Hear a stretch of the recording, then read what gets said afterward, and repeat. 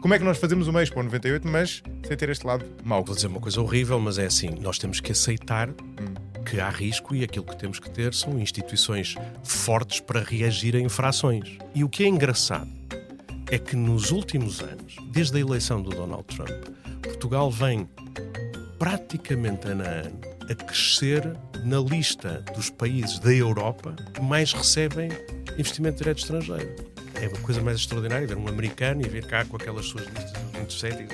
Então, e quantas quebras de eletricidade é que têm por ano e tal? Não temos. Não têm, isso é impossível. Não temos, não existe. Sim, e eu posso ter de experiência própria, embora muito mais curta do que essa, que ir a essas zonas do país e visitar essas empresas é de facto impressionante. De repente entras lá e ficas quase com uma certa vergonha de não saber que havia empresas deste género lá, não é?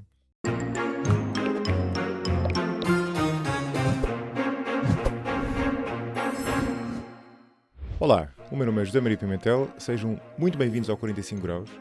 Como sempre, começamos por agradecer aos novos mecenas do podcast. São eles a Teresa Oliveira, o Quinzé, foi assim que escreveu, João Fitas, Diogo Monteiro, Fred Marte e ainda o Diogo Sabino. Muito obrigado a todos. Já vos tinha falado no último episódio do curso de Pensamento Crítico, que aí vem, e agora posso anunciá-lo oficialmente, para quem ainda não sabe. Depois das dezenas de workshops que realizei no último ano e meio por todo o país, com mais de 650 participantes, vem então agora este curso em formato Blended Learning, ou seja, uma junção entre aulas gravadas, disponíveis online, e um encontro presencial de um dia inteiro. O curso vai ter início dia 10 de janeiro e até lá, até ao final do ano, para celebrar, oferecemos 10% de desconto nas inscrições. E já agora, por que não oferecer um presente original este Natal? E já agora, existem descontos para mecenas. Se quiserem inscrever-se ou oferecer o curso, vejam como no link que encontram na descrição, nas notas deste episódio. E agora ao episódio de hoje. De certeza que já ouviram muitas vezes afirmações deste tipo. A economia portuguesa tem estado praticamente estagnada este século e por isso tem vindo a perder terreno face aos outros países da União Europeia e assim revertendo parte do processo de convergência que tinha feito em décadas anteriores. E ainda, todos os sinais são de que esta estagnação vai continuar. Já ouviram isto várias vezes, não é? Aliás, um dos sítios onde já ouviram dizer isso algumas vezes foi precisamente aqui, no 45 Graus. Mas e se não for bem assim? E se a economia estiver, na verdade, a acelerar? E se estiver a entrar numa fase que daqui a umas décadas será vista como o início de um novo processo de crescimento, de um novo processo de convergência com a União Europeia? É precisamente isso que defende o convidado deste episódio, Pedro Cisa Vieira, advogado e antigo Ministro da Economia. O Pedro é atualmente sócio da Sociedade de Advogados PLMJ e foi anteriormente sócio também da Moraes Leitão e da Linklaters, outras duas sociedades de advogados. Entre 2017 e 2022 passou pelo Governo, onde foi Ministro de Estado da Economia e da Transição Digital. O convidado defende que a economia portuguesa passou este século por uma transformação estrutural. Aliás, na verdade, várias transformações que a transformaram numa economia mais exportadora, mais competitiva e de maior valor acrescentado. E é isso, para ele, que explica porque é que a economia está a crescer agora e vai continuar a crescer mais do que se pensa. Será que é verdade? Andamos todos a ser demasiado pessimistas em relação à economia. É evidente que o convidado, sendo antigo Ministro da Economia, não é exatamente um observador neutro. Mas a verdade é que, embora se fale pouco disso, a economia saiu da pandemia a crescer acima da média europeia e tem crescido nos últimos anos. E as previsões da Comissão Europeia são de que continua assim até pelo menos 2026. É certo que isto acontece com uma economia europeia que está a desacelerar, mas ainda assim não deixa de ser um facto que é importante considerar e que pode mudar a maneira como nós olhamos para esta realidade. Curiosamente, mesmo com esta visão mais otimista sobre a economia, o convidado não diverge muito do que se tem ouvido dizer por aqui sobre o que é preciso fazer para aumentar a competitividade da economia, seja melhorar a qualidade das instituições ou resolver problemas persistentes como a ineficiência e a ineficácia da justiça. Mas ele ainda assim toca em pontos que nem sempre têm sido referidos, como por exemplo a necessidade de capacitar a nossa administração pública, que tem um papel essencial em vários aspectos de competitividade da economia. No último terço da conversa falámos diretamente da experiência do Pedro enquanto Ministro da Economia, o que lhe deu um conhecimento direto e muito raro sobre a economia portuguesa. Não quero fazer spoiling, mas deixem-me dizer apenas que vale muito a pena ouvir esta parte, porque a experiência ensinou-lhe coisas muito interessantes sobre os desafios do nosso tecido económico, das nossas PMEs, por exemplo, mas também sobre a maneira como os investidores estrangeiros olham para a nossa economia. Espero que gostem deste episódio, que ele vos deixe um pouco mais otimistas sobre o estado do país. Pessoalmente, francamente, não sei em que ponto é que fico sobre este tema, se fico a concordar mais com a tese do convidado ou com as teses mais pessimistas que nós temos ouvido, mas o mais importante, e acho que esse é talvez o aspecto mais importante deste episódio, é como ele nos mostra que devemos questionar sempre as nossas percepções. Porque em temas complexos, como é o caso da economia, os factos nunca estão escritos na pedra. Há sempre informação que falta e que pode levar-nos a reinterpretá-los e podemos sempre ser surpreendidos. E se calhar, daqui a 5 anos, daqui a 10 anos, eu vou olhar para trás para este episódio e pensar que foi aqui a primeira vez que eu ouvi que a economia estava a melhorar. Ou então, pelo contrário, vou pensar nele como um episódio que, na verdade, foi demasiado otimista e a economia continuou a ter desafios e tivemos, enfim, se quisermos ser otimistas, lidar com eles mais tarde. Não sei, fica do vosso lado, fica do meu lado, mas, sobretudo, acho que é um episódio que nos dá que pensar. E agora deixo-vos então com Pedro Cisa Vieira. Vamos lá. Pedro, muito bem-vindo ao 45 Graus. Boa tarde. O ponto de partida para esta conversa é que tu tens um diagnóstico sobre a economia portuguesa que é muito diferente do que se costuma ouvir. Normalmente o diagnóstico que nós ouvimos é que a economia tem crescido muito pouco, basicamente neste século, e que está a divergir da Europa e normalmente o diagnóstico até vai mais longe, dizendo que nós não estamos a fazer nada para corrigir isso e, portanto, essa divergência vai continuar. Tu fazes uma análise diferente, não é?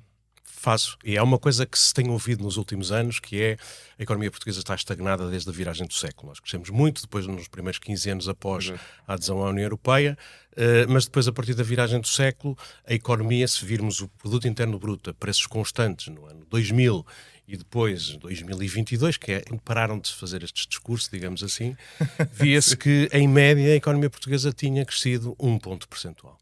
E, portanto, o PIB estava praticamente idêntico àquele que era 20 e tal anos antes, e, por outro lado, dizia-se, entretanto, há países, designadamente países de leste, que aderiram à União Europeia depois de nós, e que, tendo partido de trás, do ponto de vista de produto per capita relativamente à média da União Europeia, quando medida em paridades de poder de compra, estavam, digamos assim, a aproximar-se de nós. Nós estávamos no início do século em 80% da média e agora estaríamos a perder e a sermos apanhados por esses outros países. E isto leva, digamos assim, a uma conclusão de que o país é um país sem esperança, que perde pessoas, que vai de alguma maneira ficando para trás e que é preciso choques muito bruscos e muito intensos para que este estado de coisas possa mudar. E o meu ponto de partida é ficar um bocado espantado com esta observação, porque pela vida profissional que tive e que coincidiu muito com estas últimas décadas, eu acabei a faculdade praticamente no ano em que Portugal aderiu à União Europeia. Portanto, eu acompanhei o percurso da economia portuguesa durante a minha vida adulta e profissional. E este século foi tudo menos um século em que a economia estivesse parada. Foi desde logo um século com imensos choques a que as empresas, o Estado e a economia no seu todo e a sociedade foram sujeitos. Nós tivemos períodos de quebra muito significativa do produto interno bruto e depois de recuperação, e o que aconteceu, entretanto, foram, portanto, momentos de crescimento medíocre, depois de quebra muito acentuada, depois de crescimento também muito célere, depois outra vez um impacto grande com a Covid, voltámos a crescer. E, portanto, isto não é uma economia que está parada, é uma economia que vai tendo muitos solavancos. Sim. E a questão que interessa perceber é se, no final do percurso, independentemente do valor do produto interno bruto, se o que está no fim desses solavancos é igual ao que estava no princípio ou se mudou alguma coisa. E se tendo mudado, mudou para melhor ou mudou para pior. Isso nos dá, digamos assim, mais confiança para o que possa vir nos próximos tempos. E é isso que eu penso que temos que começar por observar. Tu repara, quem diz que a economia está estagnada, olha para o início e olha para o fim. Ignora, por exemplo, que o essencial foi que tu tiveste ali os 5 anos, entre 2008 e 2013, em que o produto interno bruto cai muito. É mais ou menos o período da grande crise financeira internacional, é o período da Troika, o PIB cai cerca de 7% a preços constantes, e o que significa que chegas a 2013 E o valor do PIB é exatamente igual àquele que era no ano 2001. Sim. Depois voltámos a crescer e voltámos, sobretudo, a ter um percurso que já não acontecia desde o final do século passado, que é crescer mais do que a média da União Europeia, chamado processo de convergência. Ele é interrompido no ano da Covid, mas depois retoma muito rapidamente e saímos do processo da Covid a crescer mais do que a média europeia, muito significativamente, e mesmo mais que os países de leste. E, portanto, a primeira constatação é que a economia não esteve parada.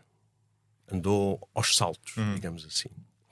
Mas estes saltos coincidiram com choques muito violentos. Tu tiveste, em primeiro lugar, logo no início do século, a entrada da China na Organização Mundial de Comércio, o fim do Acordo de Multifibras, que era basicamente um acordo que, de alguma maneira, limitava a entrada nos mercados europeus daquilo que eram os produtos têxteis e de vestuário dos países do terceiro mundo, e isso sujeitou imediatamente uma parte muito importante da nossa indústria transformadora à concorrência dos países asiáticos que faziam aquilo que nós fazíamos, muito mais barato e que sem barreiras alfandegárias praticamente dizimaram a indústria têxtil, do calçado, do vestuário, das malhas em Portugal. Foram nessa altura dezenas de milhares de empresas, centenas de milhares de postos de trabalho que se perderam. E isso deixou marcas e cicatrizes. Já não se recompôs. Depois tiveste a entrada dos países de leste em 2004, Exato. entre 2004 e 2007. Muito próximos da Alemanha, com uma população muito mais qualificada do que a nossa era na altura, com grande proximidade, digamos assim, às cadeias de valor ali do centro da Europa, que começaram a aproveitar encomendas, investimentos que anteriormente vinham para nós e que passaram a fazer também concorrência direta à nossa produção na Europa. Isso também deixou marcas. E depois tiveste o período da crise financeira, da crise das dívidas soberanas, em que houve uma imensa destruição aí, muito mais disseminada, foi desde o setor dos serviços até setores muito críticos em áreas como o setor financeiro, onde tivemos 2 bancos que pura e simplesmente desapareceram, no setor industrial, tiveste no setor das telecomunicações, desapareceu uma das grandes empresas portuguesas, que era a Portugal Telecom. Portanto, tudo isto deixou as suas marcas. E quando chegas agora e olhas para a composição do PIB entre setores e aquilo que era no início do século, é totalmente diferente. Ou seja, o teu ponto é que deixam marcas boas, em certo sentido. Em Foi certo um período difícil, mas Foi um período muito violento, foi um período de muita destruição de empresas e de capital durante estes anos, mas que no fim nos deixa uma economia mais aberta ao exterior, muito mais competitiva e muito mais resiliente, menos endividada, etc. Tu pensa só que no início do século, por exemplo, a construção civil e o imobiliário tinham um peso muito grande no PIB. Sim. E agora ele começou a recuperar um pouco nos últimos 2, 3 anos, mas é menos de metade do que era nessa altura. Os serviços financeiros, os bancos também recuperaram agora, mas banca, seguros, etc., tinham um peso muito grande no início do século, agora é muito menor. Tu tinhas setores como energia, tinhas setores como grandes empresas em setores virados para o mercado interno, com um peso muito grande no PIB, que foi caindo. E o que é que cresceu? Obviamente toda a gente vai dizer que cresceu o turismo. Isto é a vantagem do turismo. E é verdade, o turismo cresceu muito significativamente, cresceu em volume e cresceu sobretudo em valor, mas não foi só. E também não foi só a Auto Europa e aquelas explicações tradicionais. É verdade que a fileira automóvel cresceu imenso, mas também passou por um período de quebra durante a Troika. As coisas que cresceram, e é muito engraçado, cresceram coisas como os produtos farmacêuticos, cresceram coisas como a indústria aeroespacial, cresceram coisas como equipamentos industriais, tecnologias de produção, cresceram imenso as exportações e a contribuição para o PIB de coisas como engenharia e tecnologias de informação. Tudo isto são setores que hoje em dia pesam muito mais no PIB do que pesavam antes, são setores extremamente abertos à concorrência internacional, seja porque no mercado interno estão a concorrer com concorrentes estrangeiros, seja porque estão cada vez mais exportadores. Portanto, chegas ao fim deste período e, por exemplo, o valor das nossas exportações, que era cerca de 30% do PIB no início do século, agora é 50%. O grau de abertura da economia está já acima dos 100%. E estava nos 70%, 80% também no início do século. E temos depois outras mudanças muito importantes. Por exemplo, Portugal foi sistematicamente um país com déficit na sua balança comercial. Nós todos os anos, desde o início do século XX até 2012, 2011, 2012, nós importávamos sempre mais do que aquilo que exportava. Acho que houve uma exceção durante a Segunda Guerra Mundial por causa do wolframio. Wolframio, exatamente. Mas, a partir de 2012, nós começámos a exportar mais do que importava. E isso tem-se mantido, interrompeu-se ali mais uma vez durante os anos da Covid, mas mantém-se. Isto, repara, no início do século, com a perda de competitividade da economia portuguesa, os déficits externos chegaram a ser de 10% do PIB. Como vês, quer dizer, estás gigante, sim. Estás a ter que endividar perante o exterior para conseguires, digamos assim, comprar mais coisas do que aquelas que vendes para fora. E isso está-se a inverter. A dívida externa líquida de Portugal, que já teve nos 100 e tal % há 14, 15 anos, há 12, 13 anos atrás, no auge da Troika, agora está nos 53%, que é completamente alinhado com os outros países europeus. Portanto, isto significa que temos uma economia muito diferente e uma economia que está menos endividada, que está mais competitiva, que ganha cota de mercado nos mercados externos e que, portanto, diria eu, nos deixa numa posição melhor para enfrentar os desafios dos próximos tempos do que aquilo que estávamos há 20 anos atrás. E é engraçado porque tu aludiste no início que os dados que se usam para este diagnóstico terminam ali mais ou menos no pós-pandemia, não é? Ou na pandemia, podemos dizer, não é?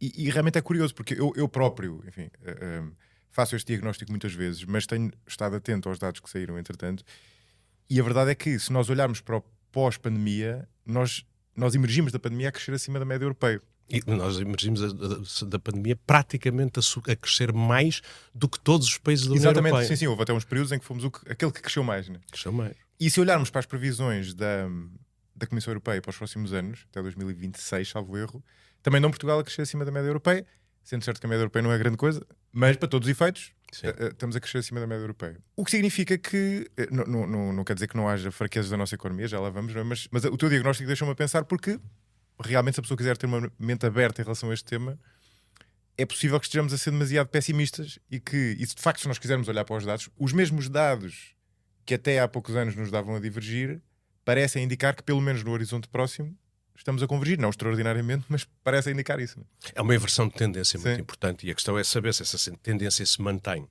E a manter-se, isso significa que nós passamos por um período de, digamos assim, de crise e de destruição de uma parte muito significativa daquilo que era o nosso tecido económico, mas de uma recomposição em bases que são eventualmente mais sólidas e que nos permitem competir melhor externamente. Como eu acredito que estes processos são processos longos, são processos de transformação estrutural que não ocorrem em consequência de uma única decisão política, de uma única legislatura, etc.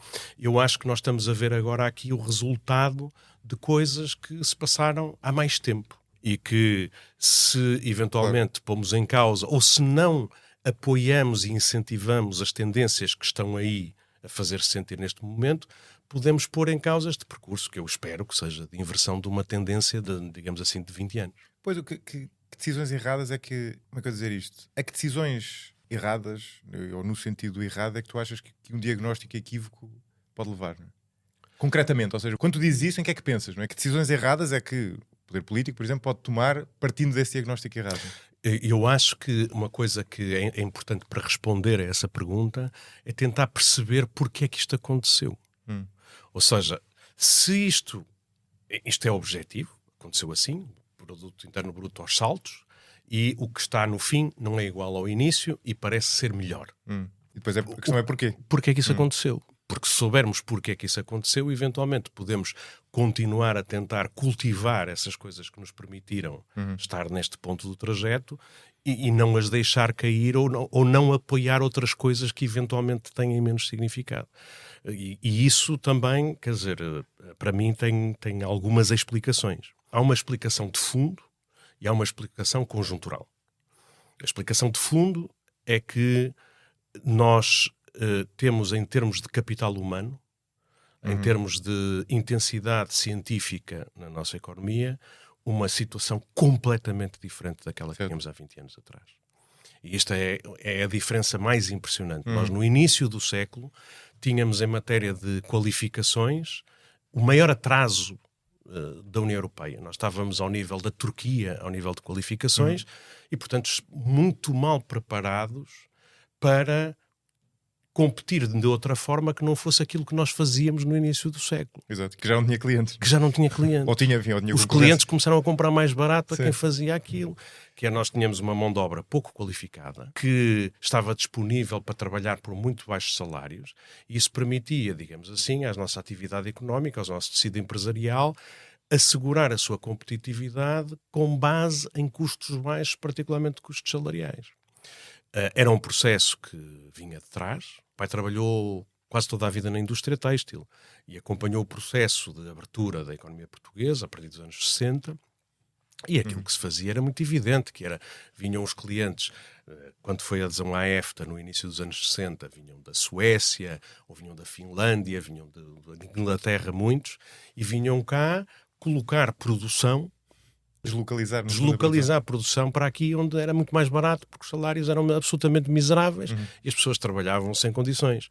E, portanto, isso deu um grande crescimento de um conjunto de setores e de atividades que não sabia, não estava preparado para fazer coisa diferente, nem nós tínhamos as competências, digamos assim, em dimensão suficiente para nos abalançarmos a fazer outras coisas.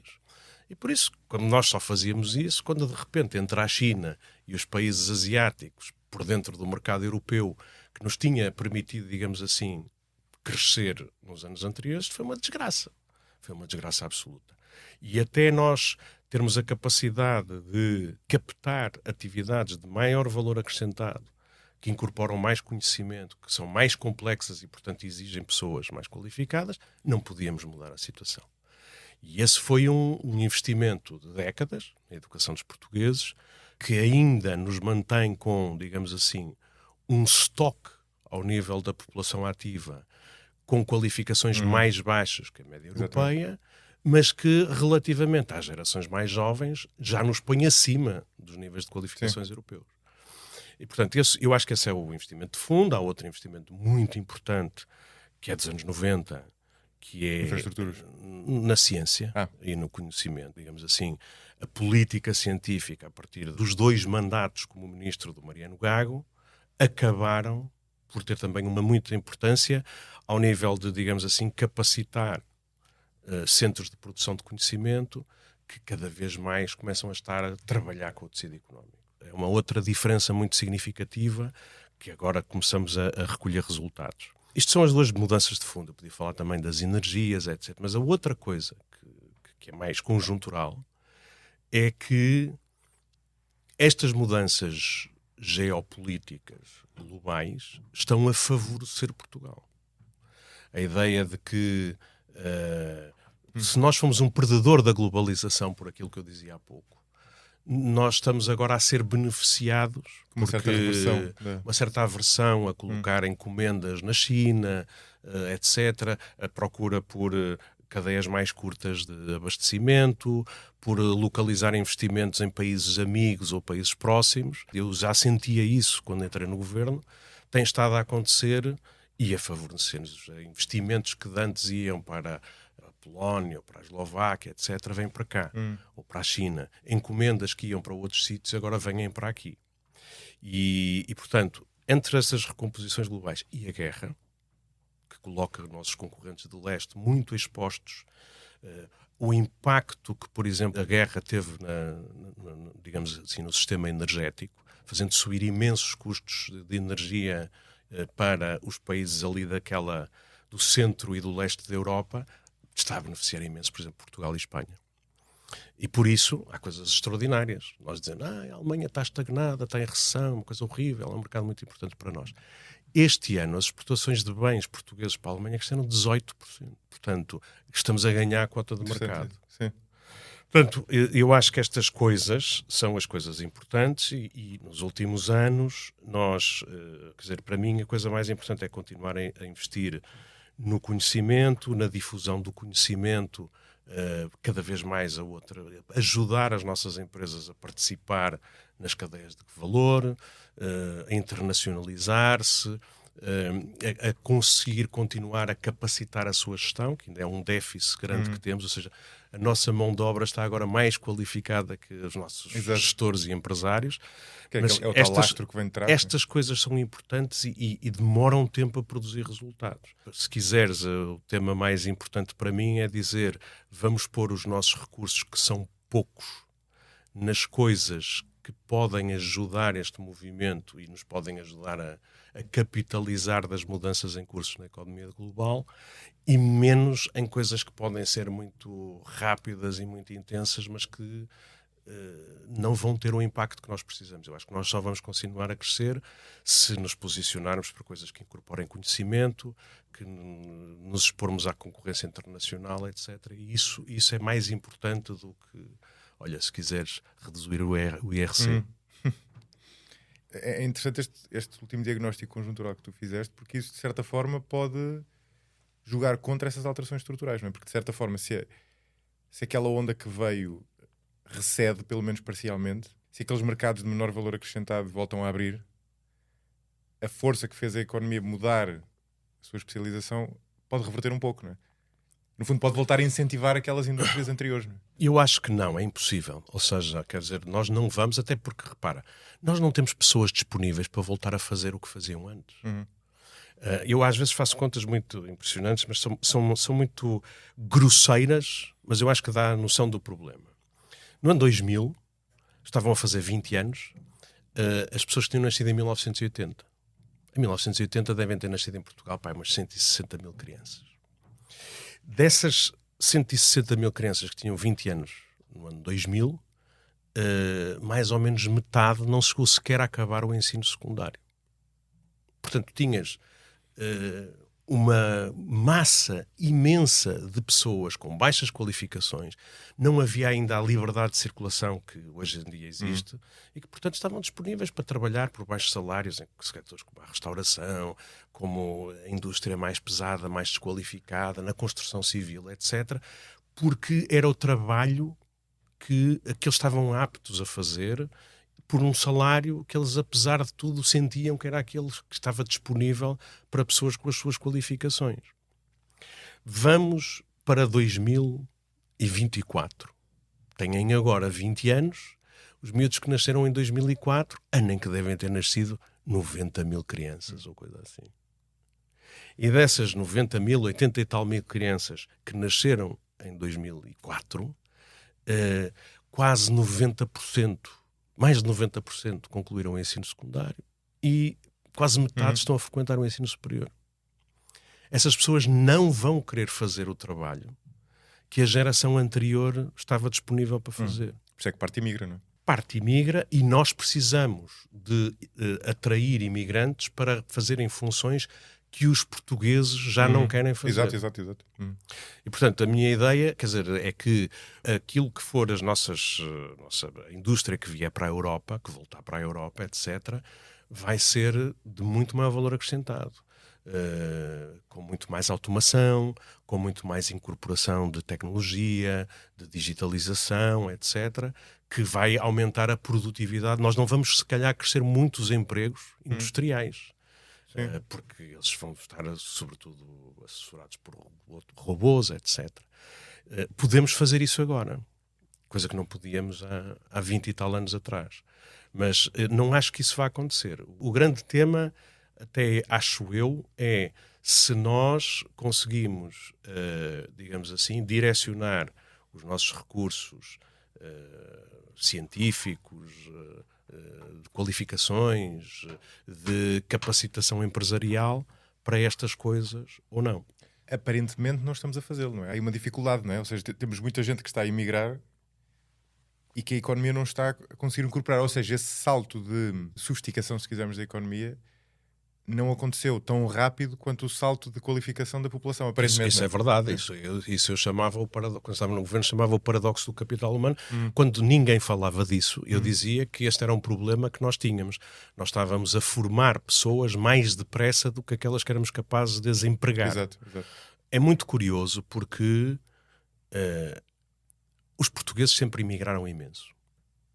Nós sempre fomos um país de emigrantes. Nós desde o século XV que mandamos pessoas para fora.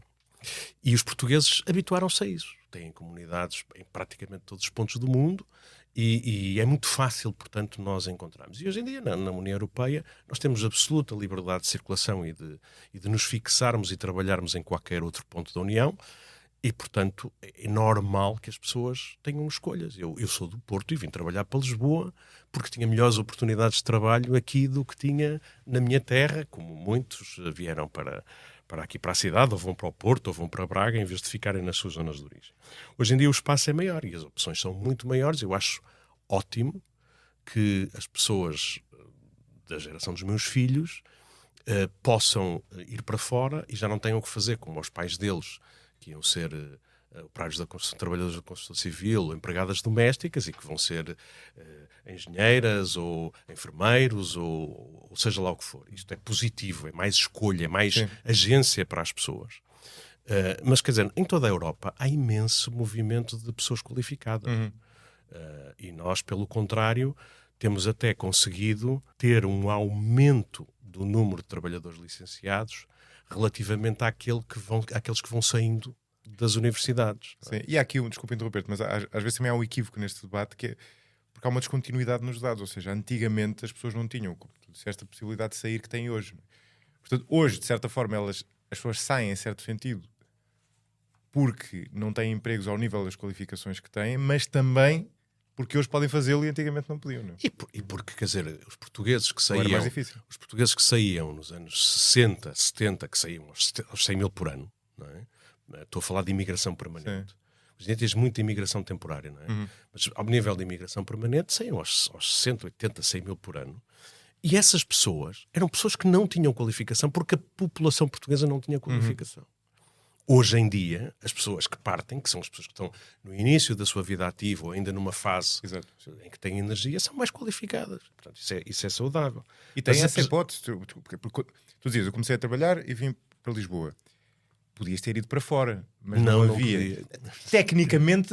Não podia, exatamente. Mas na prática não estava disponível com essa facilidade. Essa é que é a diferença. Mas nós temos uma coisa interessante, apesar de tudo, que é, tirando o período da Troika, em que nós perdemos população, se nós compararmos a população portuguesa no início do século, em que eram 10 milhões e 200 mil, qualquer coisa, e agora somos 10 milhões e 600 mil, nós ganhamos população. Muitas das economias de leste com que tiveram às vezes nos comparamos sim. perderam população. Roménia, por exemplo. A Polónia perdeu, eu acho que tenho aqui os dados, mas a Polónia perdeu uma população muito significativa, umas centenas de milhares de pessoas, a Roménia também, e portanto o próprio PIB per capita tem, digamos assim, um denominador mais baixo, não é? Nós, felizmente, temos conseguido contrariar o saldo natural negativo com o aumento da imigração e, portanto, isso tem-nos permitido também manter um ritmo de crescimento populacional importante. Mas isto só para dizer, é um problema. Nós temos que criar mais empregos qualificados, fazer subir os salários decisivamente, mas não devemos dramatizar em excesso os cidadãos portugueses agora poderem fazer outras coisas num espaço mais abrangente. Foi para isso que nós quisemos aderir à União Europeia. Sim, exatamente. Voltando aqui ao teu diagnóstico mais amplo, este é um tema interessante porque às vezes nós convencemos-nos um determinado facto que está como que escrito na pedra, não é? E não voltamos a ele. Não é? E na verdade os factos nunca são certos e por vezes mudam. Não é? E neste caso este diagnóstico de estagnação, de novo, é um diagnóstico que eu próprio já que fiz aqui várias vezes no podcast, mas não é certo, não é? E de repente os dados podem mudar e indicar que a economia progride noutro sentido. E, por exemplo, o puzzle da educação é outro que eu já falei aqui várias vezes, não é? Era um puzzle, ou é um puzzle, dependendo do nosso diagnóstico. Continua a ser. que a educação tenha progredido tanto, embora a nível do stock nós mantenhamos um atraso e o PIB não tivesse crescido mais. A haver esta inversão de tendência significa em certo sentido que nós finalmente estamos a tirar partido dessa educação, mesmo com este... Estamos, quer dizer, por exemplo, o PIB per capita, na verdade, tem um comportamento muito interessante, a preços constantes. O PIB per capita, depois lá está da destruição daquele período da crise financeira e da crise das dívidas soberanas, o PIB per capita foi crescendo muito significativamente também. E isso é um crescimento de produtividade. Estás a ver? Praticamente desde 2014, não sei se isto interessa filmar, praticamente desde 2014 nós temos estado a crescer com uma curva bastante interessante. Não é? É um dado interessante que, se estas previsões da Comissão Europeia se concretizarem, nós vamos crescer 10 anos acima da média europeia. 10 ou 11, na verdade, ou seja, 2016 até 2026. Exatamente. Com aquela interrupção, mas no conjunto da década, vai ser uma década de convergência. Sim, tirando o Covid, não é? No fundo é tirando os anos do Covid. Tirando o ano do Covid. Agora, portanto, eu acho esta tua perspectiva interessante.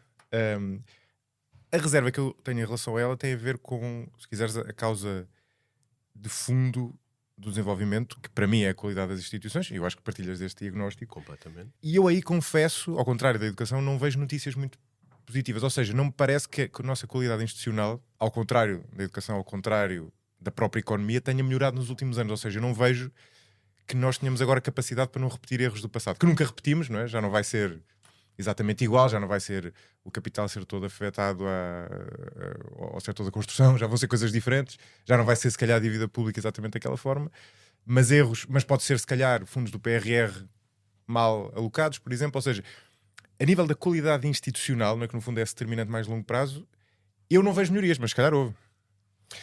Quer dizer, eu sou um bocado mais velho que tu. Eu nasci faz este ano 60 anos. E, portanto, eu tenho duas, não são vantagens, mas são diferenças relativamente a ti. A primeira é que eu tenho memória pessoal do país que éramos e do país que somos agora.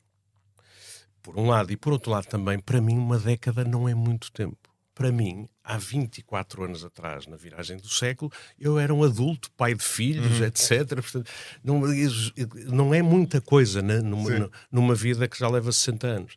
E, portanto, o que é que isto me diz? Diz-me assim, este país mudou imenso e eu acho que grande parte das explicações das alterações económicas e, por exemplo, no caso da educação, é um exemplo, se quiseres, da tese dos Prémio Nobel deste ano, que falam precisamente da importância das instituições e da circunstância de que economias e instituições económicas e políticas inclusivas, por oposição a extrativas, geram melhores resultados e maior bem-estar partilhado para o conjunto da comunidade.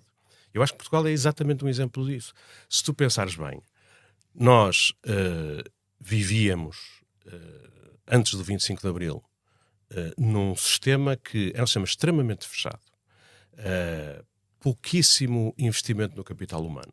A economia era muito fechada, vivia praticamente em autarcia. Nós nos anos 60, no início do processo de adesão à EFTA, era uma economia que o grau de abertura era cerca de 30%. Tinhas um sistema de condicionamento industrial, ou seja, não havia liberdade de iniciativa económica privada. O Estado regulava os preços no setor agrícola, no setor alimentar, etc, etc. Portanto, tu tinhas uma economia muito fechada do ponto de vista das instituições, que protegiam um conjunto de setores e de grupos, e, por outro lado, tinhas um sistema político também extremamente fechado. E aquilo que me parece que foi o processo coletivo que os portugueses decidiram fazer foi de transformar este sistema e estas instituições políticas fechadas e extrativas num sistema aberto, competitivo e inclusivo.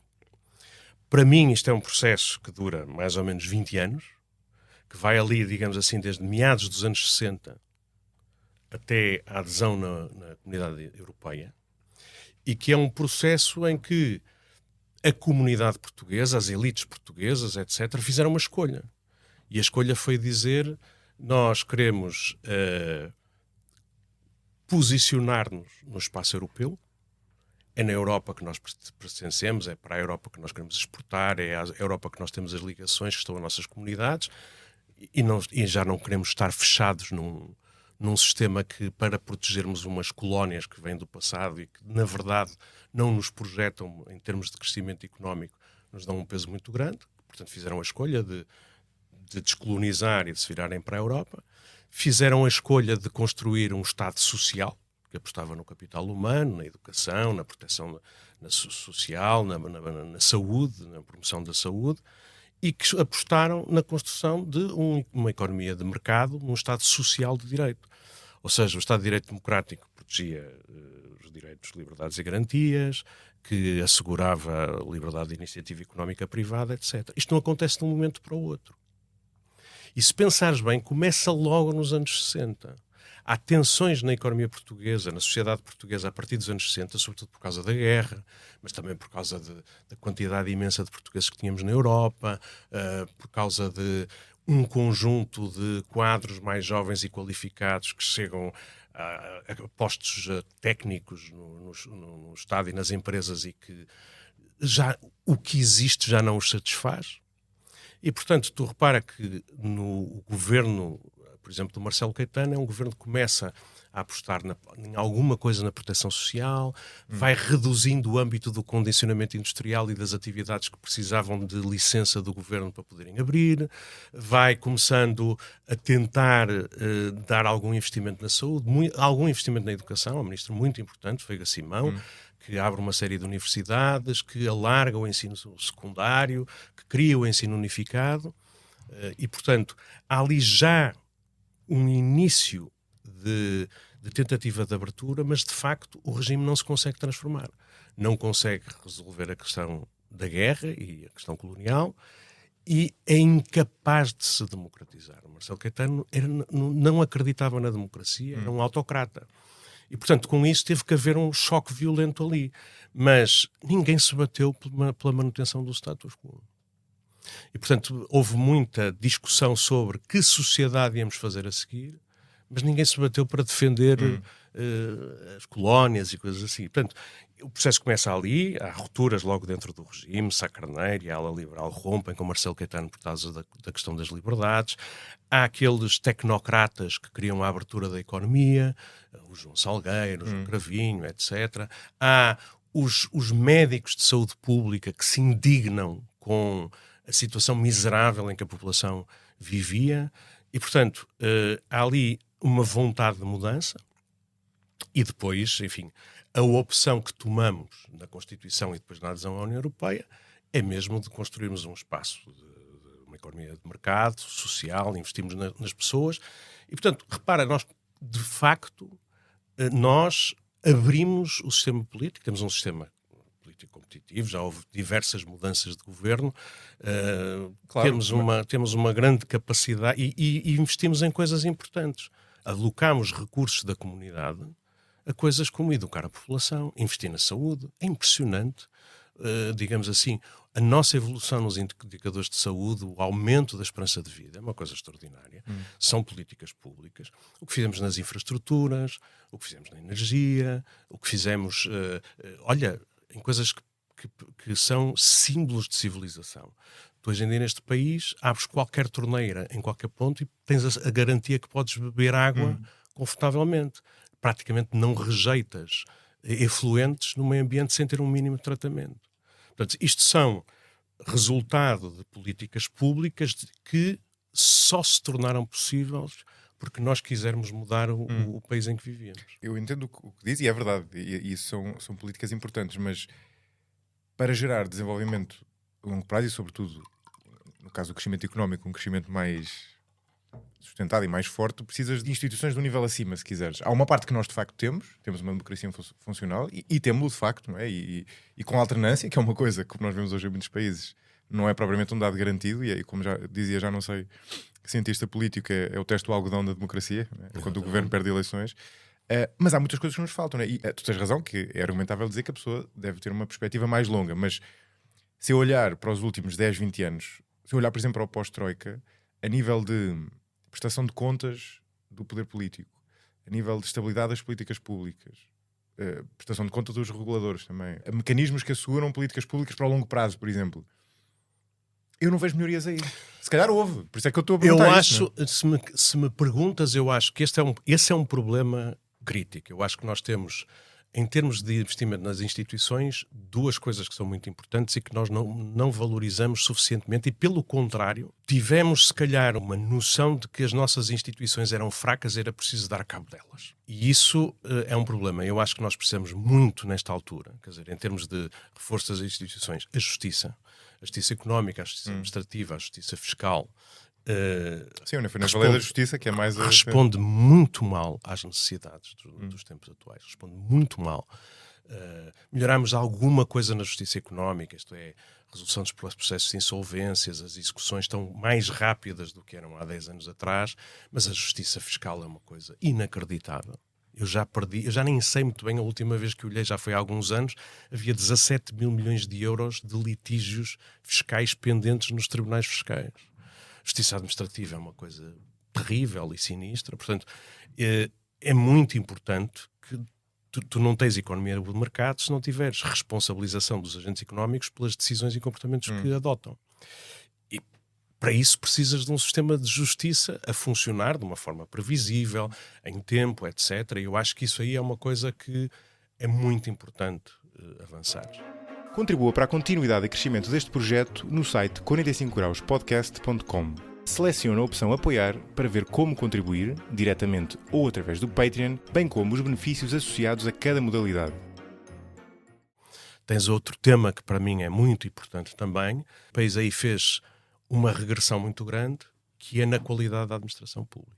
Exatamente, já foi tema aqui no podcast. Ou seja, perda de qualificação, no fundo, não é? Nós basicamente tivemos 2 ou 3 movimentos que eu acho que são profundamente negativos e que podem prejudicar a capacidade de continuar a progredir do ponto de vista económico e social.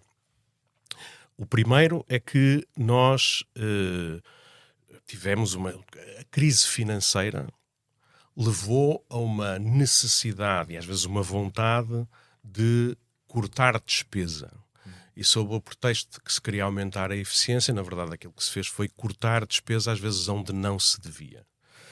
Nós extinguimos serviços que tinham história, tradição, conhecimento, etc. Nós deixámos de renovar a administração pública, desqualificámos e desprestigiámos muito os quadros da administração pública e, portanto, hoje em dia é extremamente difícil captar pessoas para a administração pública de qualidade. E tu repara, muitas das coisas que nós estamos a saudar como resultado de políticas públicas importantes foram feitas por pessoas que ou já estão a sair da administração pública ou já saíram. Quer dizer, quando tu tinhas nos anos 60, 70, 80, dava prestígio trabalhar na administração. Do ponto de vista remuneratório, do ponto de vista profissional, era desafiante trabalhar como técnico ou como dirigente da administração pública.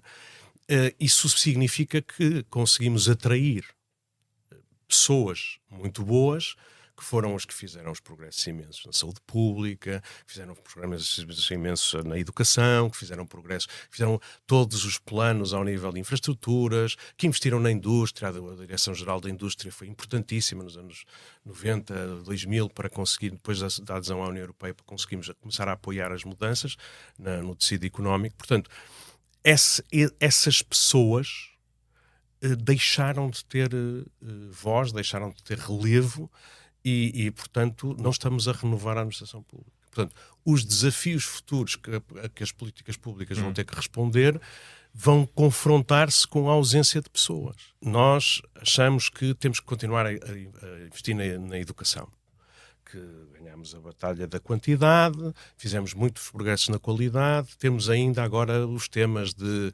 igualdade, de especificidade das situações de cada aluno, etc. É preciso continuar a investir muito no capital humano. Nós não tivemos praticamente entrada de professores.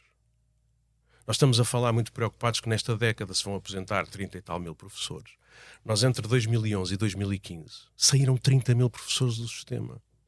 por processos de rescisão voluntária, etc. Porque na altura dizia-se temos professores a mais. Portanto, o que é que isto significa? Temos uma classe muito envelhecida, não há renovação, não há aprendizado com os mais velhos, etc. Por exemplo, nós temos recursos importantes europeus que vão ser decisivos para a modernização da economia e investimento em coisas importantes como a descarbonização, as infraestruturas, e as pessoas que estão agora a gerir esses processos, que são em muito maior dimensão e em muito maior complexidade, são os que ainda sobrevivem de terem entrado nos anos 80 e 90 para a administração pública. Portanto, isto é um problema muito grave. É um problema seríssimo. Investir na administração pública, não ir atrás das reivindicações das classes profissionais mais vocais, digamos assim, mas pensar nisto como um problema de futuro, eu acho que para mim é muito importante. É o segundo problema.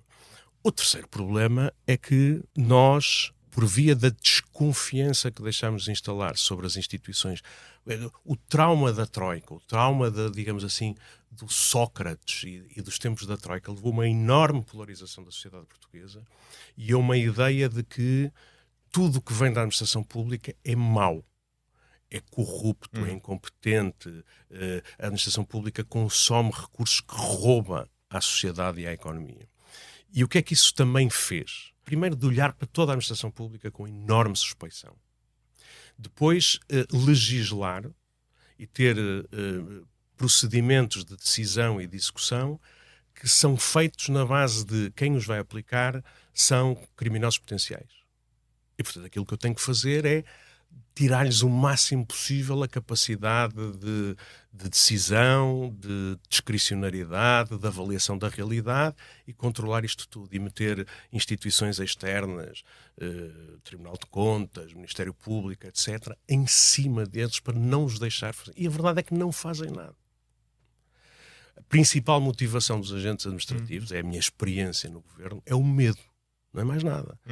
O melhor para qualquer decisor público, seja dirigente da administração pública, seja um técnico, seja um dirigente político, é não fazer nada. Se não fizer nada, não tem problema nenhum. Se estiver quieto. Hoje em dia temos um conjunto de crimes tipificados na lei que são coisas completamente vagas. Violação de regras urbanísticas é um crime. Prevaricação de titular de cargo político, não se sabe muito bem o que isto é. Tudo isto faz com que as pessoas fujam de tomar decisões. Ou seja, tu preconizas, entendo eu, um modelo mais à americana do tipo haver menos regras e depois a pessoa poder ser investigada se fizer alguma coisa errada, não é? Mas com menos restrições à ação de início. Primeiro, não pode haver restrição à ação, porque se tu estivesses numa empresa a funcionar com as regras da administração pública, tu, por isso, simplesmente, a empresa ia à falência ao fim do primeiro ano. Quer dizer, não é possível. Tu tens que planear, tens que agir, tens que tomar decisões, e as decisões são complexas e o quadro de valoração da realidade não está pré-definido, não pode ser fechado na lei, nem pode ser só visto de fora na base de se tu tomaste uma decisão que gera controvérsia. Então é porque há aí alguma ilegalidade. E se é alguma ilegalidade é porque tu tinhas um motivo perverso e, portanto, eu vou-te investigar. E já agora depois fico anos à espera de te investigar e, portanto, ninguém faz nada. E eu acho que este também é um terceiro ponto muito negativo que pode impedir a administração de funcionar. Eu tenho a convicção, por exemplo, que se fosse hoje, a Expo 98 não se tinha feito. Não se fazia, por simplesmente. Tu tens no centro da cidade de Lisboa, na área metropolitana de Lisboa, um conjunto de ativos imobiliários que podem ser disponibilizados para coisas de que o país e a cidade precisam, para habitação, para equipamentos mais especializados, para instituições de ensino, estão parados. Há uma centralização brutal da decisão no Ministério das Finanças, que vem do tempo da crise financeira, e depois há toda a suspeita que leva as pessoas a não poderem tomar decisões. Então, mas esse é um excelente exemplo, o exemplo da Expo.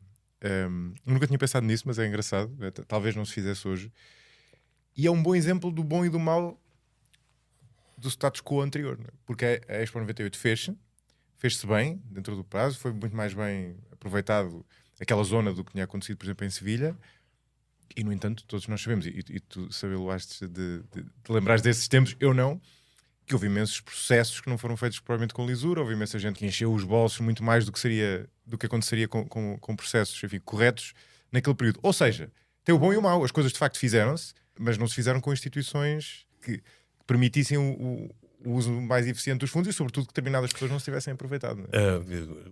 Ou seja, no fundo, a minha pergunta é como é que nós fazemos uma Expo 98, mas sem ter este lado mau? Que é um lado mau, de facto. Houve imensa gente. Eu vou dizer uma coisa horrível, mas é assim: nós temos que aceitar que há risco e aquilo que temos que ter são instituições fortes para reagir a infrações.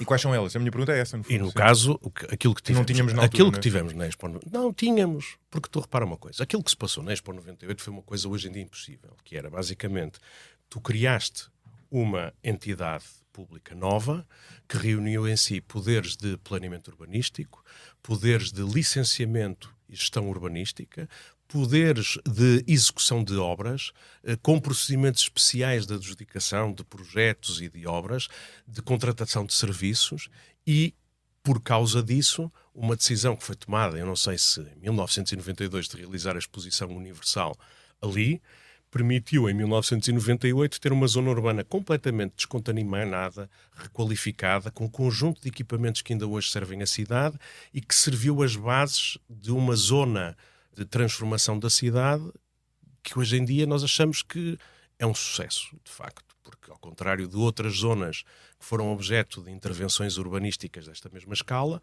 demorou muito menos tempo e o que está vivo e está a funcionar. E o que é que aconteceu? Aconteceu que para a exposição supunha-se que ia haver muita gente e não havia capacidade hoteleira instalada em Lisboa e, portanto, contrataram-se uns paquetes para servir de hotéis temporários e depois veio-se a abrir processos, crime, dizendo que a contratação daqueles cargueiros... Houve 2 ou 3 casos assim emblemáticos, muito visíveis. Quanto é que isto representou do ponto de vista do volume total da operação? Mas tu estás a falar dos casos que foram diagnosticados, mas... Claro. Eu estou a dizer que há muitos que foram... Que não foram mas se calhar não partilhas dessa impressão. Eu também não tenho números para isto, mas sempre ouvi dizer isso. Pois, porque nós estamos sempre a dizer que é uma das coisas engraçadas, é que Portugal é o terceiro, segundo o Eurobarómetro, o último inquérito, é o terceiro país onde a comunidade tem a noção de que a corrupção é um problema gravíssimo, mas também é verdade que depois, quando se faz perguntas de controlo como a experiência concreta de corrupção, nós somos dos países que temos menos experiência concreta de corrupção. Estamos ao nível de países que têm uma percepção relativamente baixa da corrupção e quando nos comparamos com os países que têm percepções elevadas, vemos que eles têm experiência direta de corrupção. Também tem a ver com o tipo de corrupção. Nós temos pouca... Aquela diferenciação, não sei como é que se diz em português, do petty corruption e o grand corruption. Acho que é pequena e grande corrupção. Sim. E nós não temos muita... Já tivemos em tempos, mas atualmente não temos muita pequena corrupção. Aquela coisa de subornar o polícia e não tal. Temos. Nós não temos disso. Nós temos a percepção de que há grande corrupção. Nós temos a percepção de que há grande corrupção. E eu acho que uma das coisas muito complicadas nesse respeito, que incentiva a desconfiança nas instituições e nos retira a disponibilidade para investirmos no reforço delas e no investimento na administração pública, é precisamente a circunstância de a nossa justiça criminal não conseguir, em tempo, investigar, apurar e punir, se for caso disso. Quer dizer, quando tu tens casos que estão 10 anos, 15 anos a ser investigados ou até chegar a uma condenação, ou a uma absolvição, que também acontece em muitos casos, isso leva as pessoas a pensar: os culpados não são punidos. E, portanto, isso para mim é um tema sério, porque tu há 15 anos atrás, tu tinhas em Portugal confiança nas instituições. Ninguém gostava dos políticos já na altura. Mas, quer dizer, tinhas confiança na administração pública, tinhas confiança nos tribunais, tinhas confiança nas instituições. E portanto, à partida, tu estavas disponível para que se criasse a Expo 98, para fazer aquele projeto, que se fizessem uma série de coisas de que hoje estamos a beneficiar.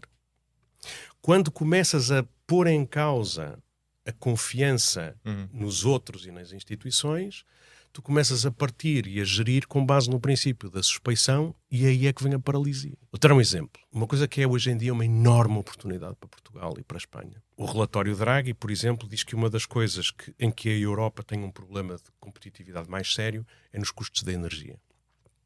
Nós temos poucas fontes próprias de energia e, portanto, ou importamos e, portanto, estamos sujeitos a, digamos assim, a pressões e à volatilidade dos mercados internacionais, Não temos um mercado ou integrado investimos em energias endógenas.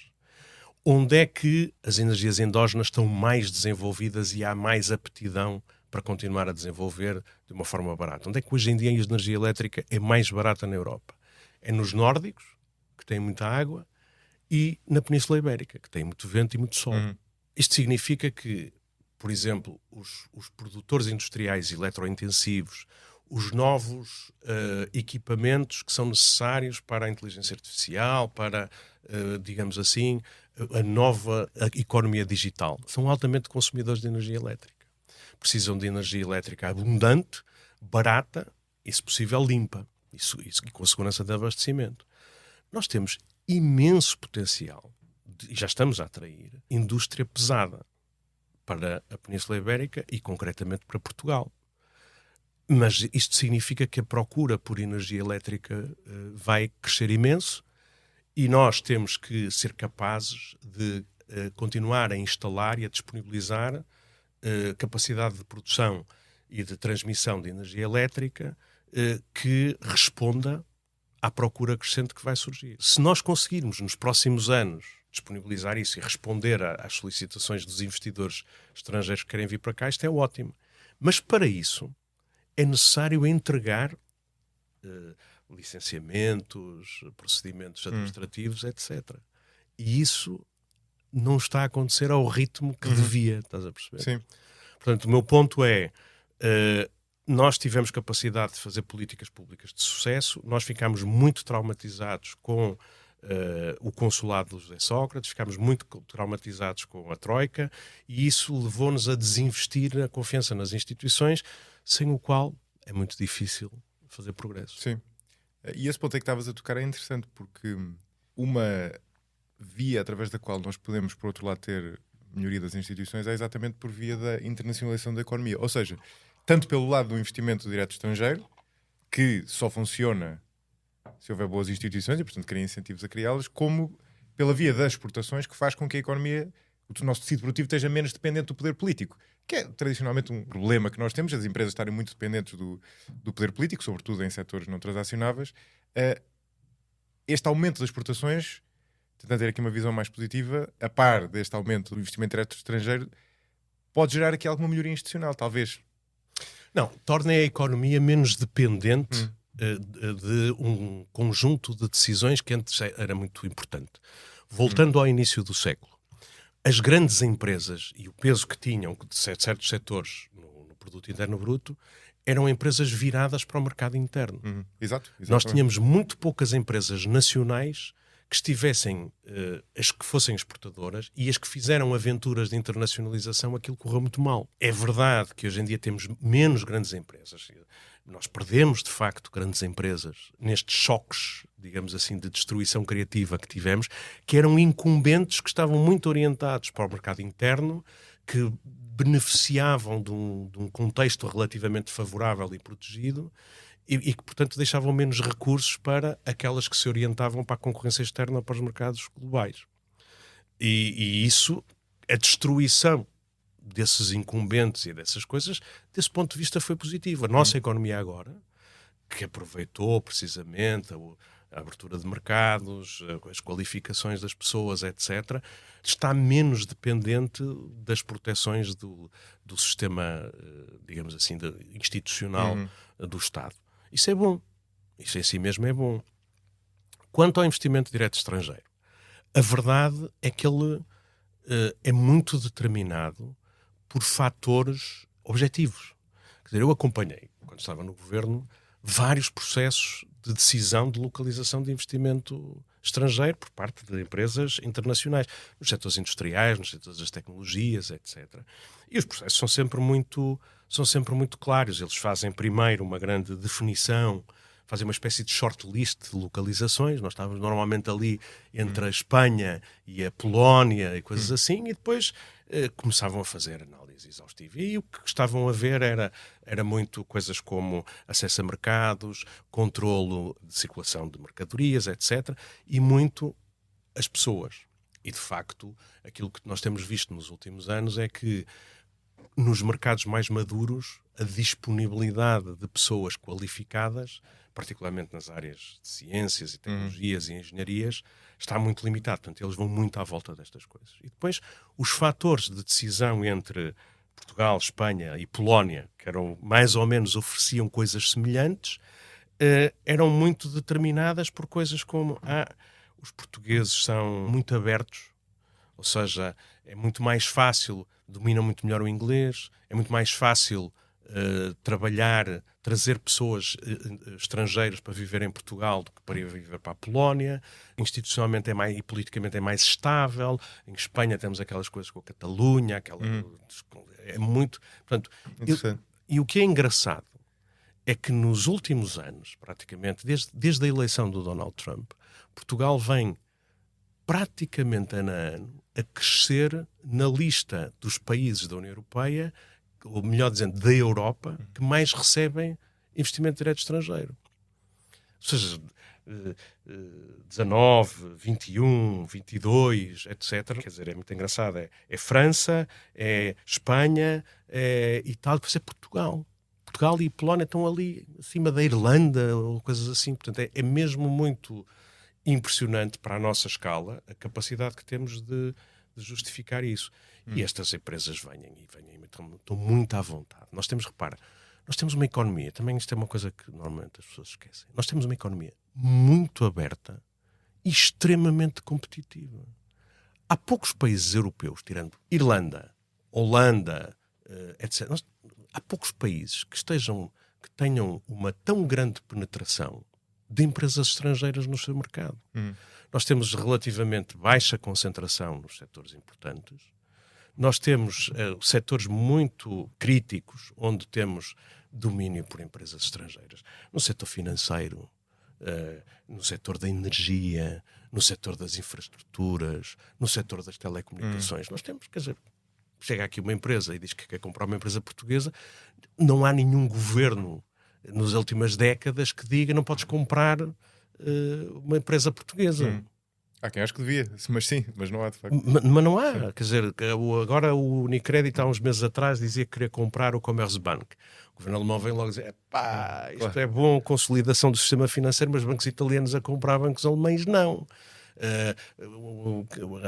O governo espanhol veta aquisições por empresas estrangeiras, de bancos ou de portos, não há essas coisas. Portanto, são economias maiores também, não é? A nossa economia é extremamente aberta, extremamente competitiva. Os incumbentes de há 20 anos atrás, em setores críticos.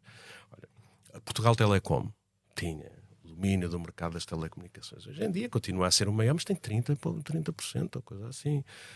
A Cibes era praticamente o único prestador de serviços de pagamento. Hoje em dia caiu imenso. No setor financeiro, o nível de concentração é muito menor do que existe noutros países europeus. Portanto, esta circunstância de termos uma economia muito aberta também mostra que, apesar de tudo, os investidores estrangeiros venham e não se sentem constrangidos nem se sentem inibidos. E depois temos a proximidade, que é uma coisa relativamente recente e é muito importante, ao mercado americano.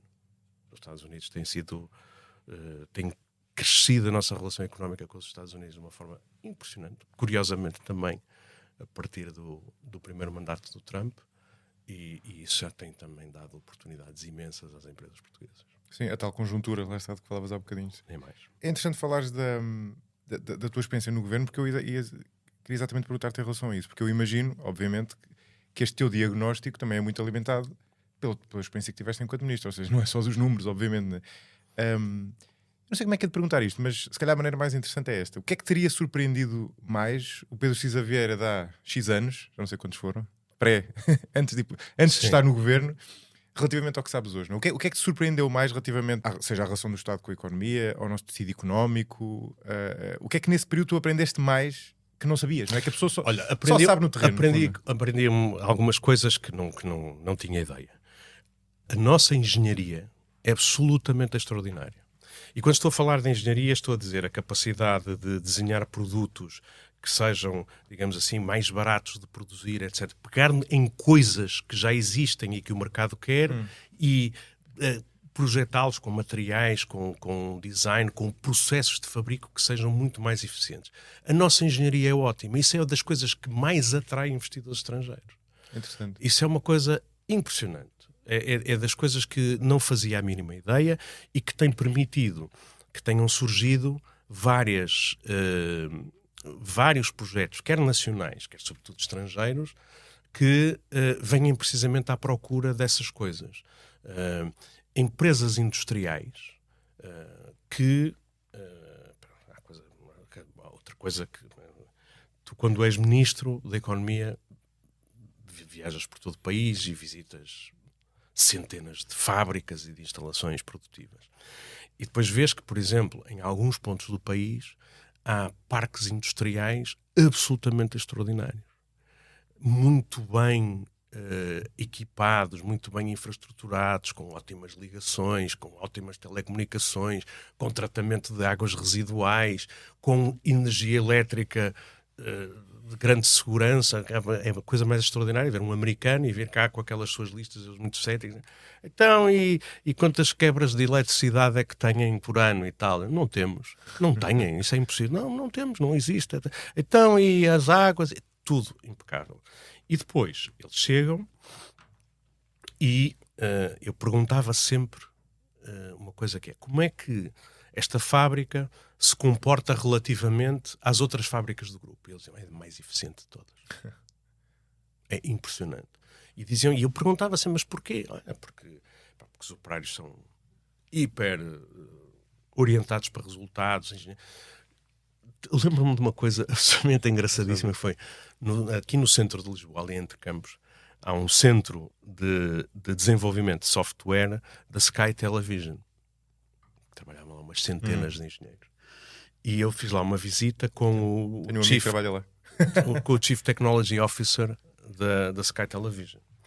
E então ele estava a dizer: nós temos aqui 2 ou 3 centros na Europa, temos um na Polónia muito grande e temos este aqui. E ele dizia o seguinte: eu sou um grande entusiasta de Portugal. E eu: porquê? Porque é assim, na Polónia nós fazemos, digamos assim, escalamos coisas que já são conhecidas. Porque os tipos cumprem processos, são muito rigorosos nisso, têm um desempenho ótimo. Mas quando são coisas novas, quando são coisas que não estão... Quando é preciso resolver um problema para o qual ainda não existe um roadmap, os portugueses são os melhores. E é muito engraçado. E eu passei a usar essa expressão, que é... Nós antes dizíamos que os portugueses eram desenrascados. E eu digo assim... the Portuguese are not process-driven, they are results-oriented. E é mesmo assim. Ou seja, nós não somos muito bons a seguir processos e, portanto, tudo aquilo que é automação, digitalização de processos nas nossas empresas confronta-se com esta dificuldade. Nós não temos muito processos estruturados. Mas quando é preciso chegar a um resultado, nós somos extremamente criativos e isto posto, digamos assim, esta espécie de temperamento de base dos portugueses, quando se põe em cima disso educação de primeira qualidade, são ótimos. Isto para mim foi a coisa que mais me impressionou e a perspectiva que os investidores estrangeiros... Há fábricas extraordinárias, muito automatizadas, e há outra coisa que eu também não sabia: uma indústria extremamente sofisticada de equipamentos para a indústria e tecnologias de produção. Ou seja, tens muitas empresas nacionais que aquilo que fazem é fornecer linhas de montagem, armazéns industriais, etc., com tecnologia própria e com produção própria. E isso também era aquilo que os alemães faziam muito bem, ou que os italianos faziam muito bem, e eu lembro-me que nós, a certa altura, havia uma aspiração grande na Feira de Hannover, que era a maior feira industrial do mundo, onde iam todos aqueles que eram fornecedores de tecnologia para a indústria, iam lá fazer. E nós tínhamos sempre umas representações, e havia uma coisa muito engraçada, que era, a Feira de Hannover todos os anos tem um país parceiro. que é o país que é colocado com grande visibilidade e que leva uma amostra do melhor que tem para a indústria global. E é muito engraçado que os países que eles tinham ou eram grandes fornecedores de tecnologia ou eram grandes mercados. Era a Índia ou era a Suécia, era a Indonésia ou era a Coreia do Sul. Portanto, eram os Estados Unidos portanto, era assim este nível de parceiros. E quando foi a Covid, nós tivemos ali uma oportunidade, antes da Covid, tivemos uma oportunidade de preencher um buraco e tínhamos muito boas relações com o governo alemão e eu fui contactado e eu disse, nós ficamos com esse lugar. E, portanto, fomos lá e na edição de 2022, Portugal foi o país da Feira da Nova. E nós levamos uma coisa do melhor que nós temos. Uma coisa do melhor que levamos universidades, levamos centros de investigação, levamos empresas, etc. E pronto. E ali estão os clientes industriais. E olha, se calhar não é por acaso que esse esforço de promoção e de articulação entre setor público e setor privado à volta de uma missão fez com que as exportações para a Alemanha estão a crescer brutalmente, num contexto em que a economia alemã nem está a crescer assim muito. Portanto, eu acho que estas coisas são inspiradoras e nós temos que estar conscientes deles e não... Nós, sobretudo, o comentariado português está muito à volta de Lisboa, vive numa bolha. Sim, exatamente. E se pensares bem, Lisboa são as grandes empresas orientadas para o mercado interno que têm estado a perder peso. E esta gente está ali em Braga, está em Aveiro, está em Viseu, está em Leiria e não têm voz no espaço público. Sim, e eu posso ter de experiência própria, embora muito mais curta do que essa, que ir a essas zonas do país e visitar essas empresas é de facto impressionante. De repente entras lá e ficas quase com uma certa vergonha de não saber que havia empresas deste género lá, não é? As farmacêuticas portuguesas.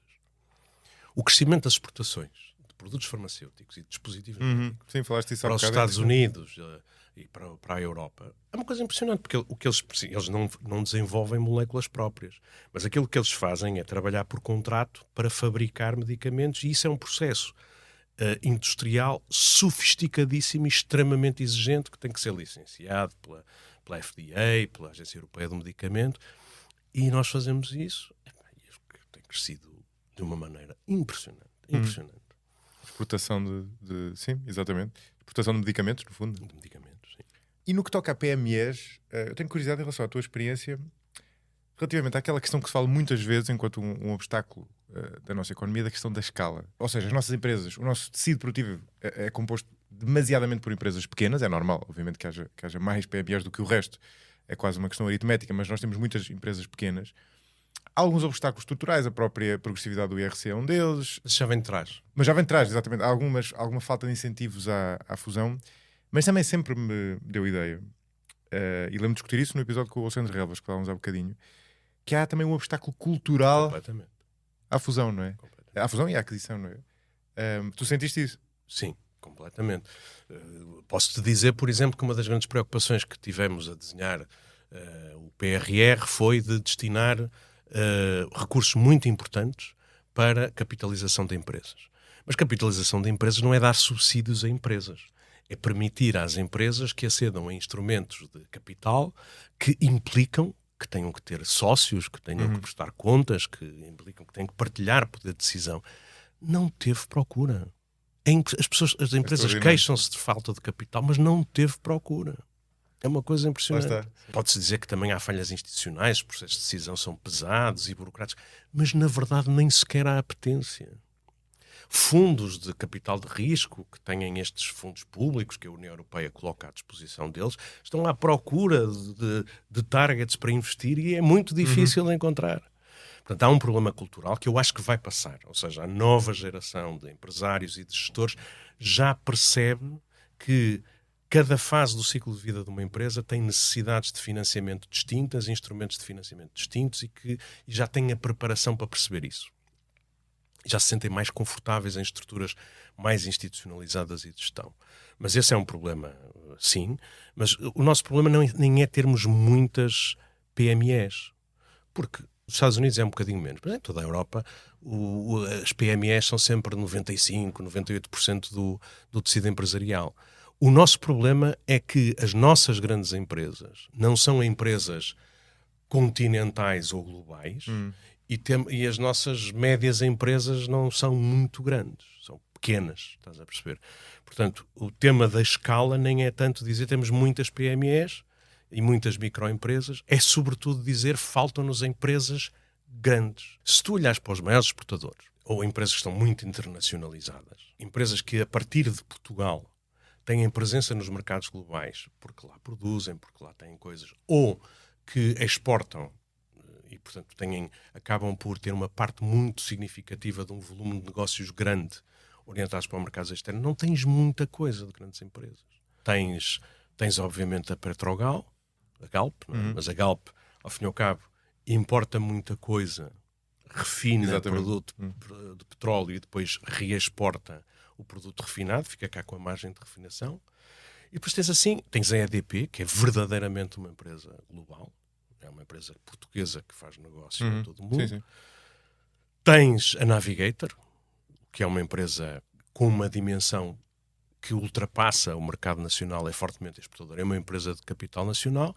E depois tens empresas exportadoras importantes, mas que já não estão a este nível. São empresas, quer dizer, e quando tu começas a ver a escala das maiores empresas, vês imensas empresas de capital estrangeiro, empresas portuguesas grandes, muito orientadas para setores, para os mercados internos, não é? Para o retalho, para a distribuição, etc. E depois vês dos grandes exportadores industriais subsidiárias de multinacionais. Bosch, Continental, exato, Volkswagen, etc. São empresas muito grandes que têm aqui coisas importantes, mas que são de capital estrangeiro. E, portanto, aquilo que tentamos fazer, e que eu acho que está em curso, é um bocadinho aproveitar estas empresas grandes que estão inseridas nas cadeias globais para puxar por cadeia de valor nacional, ou seja, dar incentivos para que elas colaborem no desenvolvimento de produtos com empresas nacionais ou com instituições do sistema científico, que qualificar fornecedores nacionais para se certificarem como fornecedores destas maiores empresas. Isso é importante, mas há sempre um problema de fundo, que é assim, a multinacional estrangeira que se instala aqui, obviamente, deixa aqui melhores salários, deixa aqui cada vez mais algum desenvolvimento de produto e de processo, ou seja, engenheiros, doutorados, etc., que é valor acrescentado nacional. Mas o valor mesmo dos bens está na relação com o cliente, está na marca. E o que é que fazem estes? É tudo faturado à casa-mãe e é lá fora que se faz o lucro, que se faz o valor acrescentado, exato, que se faz a margem grande. Enquanto não tivermos empresas portuguesas que a partir daqui sirvam os mercados globais e que, por exemplo, temos empresas grandes que surgiram nos últimos tempos, OutSystems, por exemplo, é uma enorme empresa, é das maiores empresas nacionais, mas já não está cá. Ou seja, tem cá engenheiros, tem cá tecnólogos, tem cá uma série de atividade, mas já tem a sede fora. Portanto, esse é um problema. E não é caso único, sim. E eu acho que fala-se muito de que não há, que há uma espécie de viés contra as grandes empresas. Falas do sistema fiscal, e tens razão. A derrama estadual é uma espécie de progressividade. Isto já vinha de trás. E, por exemplo, quando vês coisas como, fala-se muito, porque os incentivos, o financiamento, é tudo para as PMEs, não vai para as grandes empresas. O problema é que a política de auxílios de Estado europeia não permite dar auxílios de Estado a grandes empresas. Não se pode fazer. A ideia é que as grandes empresas têm a capacidade de aceder a financiamento e têm recursos próprios e, portanto, devemos apoiar as pequenas e médias empresas que têm essa desvantagem relativamente às grandes. E depois também havia uma coisa quase política, que era, se permitisse auxílios de Estado às grandes empresas, então isso beneficiaria as empresas dos Estados grandes, da França, da Alemanha, e os Estados mais pequenos ficavam para trás. Portanto, os Estados mais pequenos sempre se opuseram a isso. Hoje em dia fala-se em apoiar as grandes empresas porque estão com dificuldades de competir internacionalmente e provavelmente a política de concorrência e de auxílio de Estado vai mudar. Sim. Mas ainda não mudou. Portanto, eu acho que é uma coisa muito cultural, é uma coisa de as empresas que nascem e que pensam que o mercado que tem que servir já não é um mercado local, já não é um mercado regional, é mesmo um mercado europeu, é mesmo um mercado global, é um mercado americano, e isso, para isso precisa de uma mentalidade diferente. Que está a acontecer, é a minha convicção. Mas demora tempo. Sim. Ainda demora mais tempo do que a qualificar a mão de obra. Exatamente. Uma coisa que eu já te perguntei antes, mas tenho curiosidade de saber a tua perspectiva, é como é que é ser um jurista a olhar para estes temas? Achas que torna a tua perspectiva diferente seres um jurista a olhar para a economia? Ou seja, em que medida, no fundo a minha pergunta é, porque a nossa formação e a nossa experiência, não é, profissional molda-nos a maneira de olhar para o mundo, Sim. para o bem e para o mal, não é? E eu acho interessante, normalmente a pessoa ouve economistas a falar sobre este tema, mas um jurista terá atenção a outro, olhará por outro ângulo e com atenção por outro tipo de fatores, provavelmente. É evidente, sim. Completamente. Quer dizer, eu sempre tive muita apetência pelos temas económicos. Eu quando fiz o curso de Direito, o curso na altura era de 5 anos, nós tínhamos 3 anos de um tronco comum e depois tínhamos 2 anos de especialização. E eu fiz Jurídico-Económicas. Portanto, era muito Direito Financeiro, Direito Económico e temas de economia.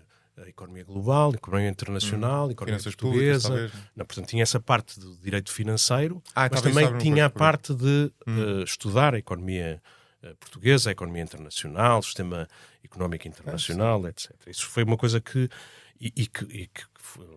dei aulas sobre isso, não é? A minha vida, no entanto, foi sempre interessado por estes temas, foi uma vida profissional de advogado.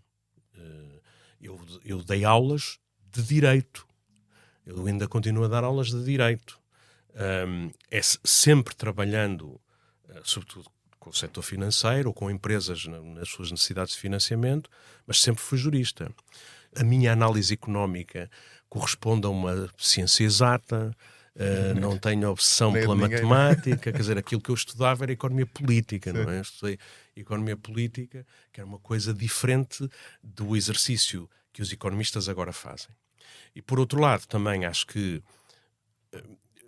o facto de tu seres um jurista significa que tu tens uma enorme atenção aos mecanismos institucionais em que opera a sociedade e os mecanismos jurídicos, ou seja, a ordem jurídica existente condiciona a forma como a sociedade se organiza e a economia se desenvolve.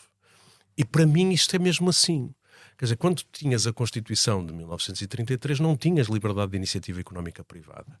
Os direitos, liberdades e garantias não sendo assegurados e não podendo, digamos assim, os cidadãos e as empresas fazer valer os seus direitos perante a administração pública, isso significava que não havia incentivos a tu desenvolveres uma atividade autónoma, não tinhas sequer a possibilidade de ter uma ideia inovadora e de fazeres uma fábrica ou de fazer essas coisas. Quando eu comecei a trabalhar, nós juntámos-nos à Comunidade Europeia. Nós tivemos, de repente, abertura de mercado, nós tivemos o fim de uma coisa que ainda eram os resquícios do condicionamento industrial, que era os setores que estavam vedados à iniciativa económica privada. Nós tivemos privatizamos por vagas praticamente tudo o que havia para privatizar. Nós estabelecemos um direito da concorrência que é de matriz europeia, que permite, portanto, e temos reguladores que quase são obcecados em atrapalharem os incumbentes na perspectiva de abrir o mercado e de proteger o consumidor. Portanto, todo o meu processo de vida também foi um processo de dizer assim, espera aí, cada década que passa a economia fica mais aberta e mais competitiva. E, portanto, eu tenho se calhar esta coisa que me leva a olhar mais para a realidade e muito para o quadro em que os agentes económicos atuam e menos para, quer dizer, eu acho, os economistas hoje em dia, por formação, pela forma como as escolas evoluíram, são muito mais preocupados com a econometria, com medição de coisas, etc. Portanto, tem uma maneira, obviamente, diferente de olhar para a realidade económica. Sim, e que é interessante por isso, não é? Eu perguntei isto porque eu acho interessante essa complementaridade de perspectivas, sobretudo numa área que, por muito quantificada que nós tentemos que seja, É social, é uma coisa social. social. Portanto, aliás, como prova, o ponto de partida desta conversa, não é? O próprio Sim, diagnóstico, sim, antes sequer de entrarmos nas explicações, o próprio diagnóstico pode ser fugidio, não é? É evidente. Eu acho que temos que ter a humildade de reconhecer que a própria forma como nós analisamos a realidade é muito condicionada pelas nossas próprias percepções de partida. O nosso quadro de referências, a educação que tivemos, os valores que perfilhamos, leva-nos a olhar para a realidade de maneira diferente, a enviesarmos a nossa análise para irmos buscar os dados que confirmam a nossa hipótese de partida. E eu acho que eu também sou vítima disso, não é? Eu sou um corrigível otimista e sou, por temperamento, uma pessoa que tem imensa confiança na comunidade em que estou. Eu estou sempre a ver as coisas boas que nós temos à nossa volta e a tentar dizer, isto é uma coisa que se corrige, já se fez isto antes, já passamos por coisas... Vejam os alemães estão numa crise existencial profunda, não sabem o que hão de fazer. Nós já passamos, durante estes últimos 20 anos, por 3 ou 4 vezes o que eles passaram. E estamos aqui, podemos ensinar-lhes como é que fazemos. Obviamente, este temperamento leva-me a olhar para as coisas de uma maneira diferente daquele que tem sempre medo de perder alguma coisa, que está sempre a ver... Até o próprio temperamento e a personalidade claro, sim, influencia a maneira sim. como nós avaliamos a realidade. E eu não sou isento desse problema, não é? Mas é interessante dizer isso, nem toda a gente tem noção disso. Mas absolutamente, completamente. Molda aquilo para que nós olhamos, desde logo, não é? E o que nós achamos possível. Olha, para fechar a nossa conversa, pegando tanto no diagnóstico positivo que tu fazes, ou seja, tu, como disseste agora, tens uma visão mais otimista, olhando para o futuro da nossa economia, ou seja, achas que houve várias coisas boas? Vou tentar ser um bocadinho mais detalhado nisso para que não seja essa... O que eu acho é que nós estamos hoje numa condição muito melhor do que alguma vez tivemos na nossa história para enfrentar os desafios do futuro. E, portanto, não está tudo bem. Há muita coisa para fazer. Mas hoje temos coisas que nunca tivemos na nossa história. Eu tenho um bocadinho a ideia de que nós temos esta coisa fantástica que é nós somos um país com 900 anos de história independente, com uma identidade nacional fortíssima. Nós somos portugueses, quer estejamos aqui, quer estejamos há décadas e há 3 gerações na Venezuela, ou na África do Sul, ou na Austrália, ou em França. Sim, ou nos Estados Unidos. Sim. E, portanto, a nossa identidade nacional não se dilui. Isso é uma coisa fortíssima. Mas, se tu pensares bem, o nosso território é horrível. O nosso potencial agrícola é fraquíssimo. Nós temos um território altamente montanhoso, muito difícil de assegurar comunicações, de nos permitir desenvolver uma agricultura forte, etc. E também não temos os recursos naturais que foram importantes na primeira e na segunda Revolução Industrial. Nós nunca conseguimos, ao longo da nossa história, alimentar a nossa população com os recursos que o território nos dava. Essa é uma... Sim. E, portanto, aquilo que nós fizemos foi, ao longo de ciclos relativamente com durações intermitentes, não é? Nós ou exportávamos pessoas ou importávamos capitais. E era assim que íamos sobrevivendo. Desenvolvemos, portanto, uma ideia de temos que estar ligados ao mundo para conseguirmos sobreviver à diversidade que este território nos deu. Corria as coisas mal quando não conseguíamos importar capitais e quando não conseguíamos exportar pessoas ao mesmo tempo. E então aí tínhamos crises, não é? O que nós temos desta vez é como o que vale agora na economia nova é mais o conhecimento. Nós conseguimos investir nas pessoas. Nós temos agora uma oportunidade. E os portugueses têm esta vantagem extraordinária, que é nós estamos à vontade no mundo. Nós temos a capacidade de agarrar oportunidades de uma maneira que nunca tivemos na nossa história e do ponto de vista, digamos assim, macroeconómico, finanças públicas, endividamento externo, etc., também estamos melhor. Está tudo bem e, portanto, não precisamos fazer mais nada. Não. E falei há pouco dos problemas das instituições, mas não nos enganemos nisto. Estamos melhor e temos é que utilizar estas oportunidades para capitalizar o melhor possível. Era exatamente isso que eu te ia perguntar. Quais são para ti as prioridades para, por um lado, capitalizar o que nós temos de bom e continuar a fazer, ou continuar no sentido das alterações que foram boas nos últimos anos, e por outro lado, atacar os problemas que continuam a existir. Se tivesse que deixar aqui uma mensagem, se quiseres, quais são as prioridades?